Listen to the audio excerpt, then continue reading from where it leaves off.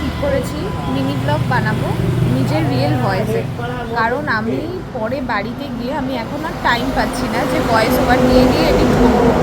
তার জন্য এবার থেকে 3-4টে ব্লগ এরকমভাবেই ডিরেক্ট নর্মালি এভাবেই পোস্ট করে দেবো। তো এখন সকালবেলা বাজে ঘড়িতে 9:49। সবাইকে জানাই good morning, have a nice day. আজকে আমি যেহেতু স্যাটারডে, আমার স্যাটারডেটা পুরো ছুটি থাকে। আমি প্রত্যেক সপ্তাহে বাপির সাথে সরপাউরুটি খেতে আসি, আর বেশিরভাগ সপ্তাহে শনিবার বাপিরও ছুটি থাকে।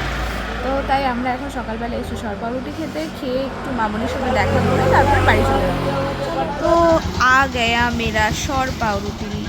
এখন আমি সরপাউরুটি খাবো, চলো খেয়ে নিই।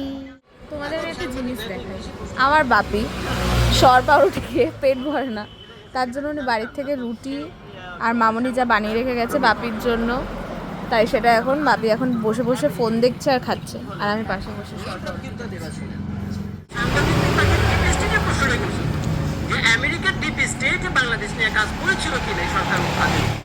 এবার আমরা খাবো দুটো চা।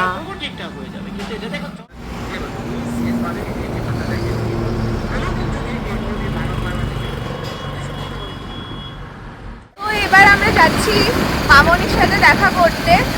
মামনির জন্য একটা সরপাউরুটি কেনা হয়েছে, সেটাও মামনিকে দেব।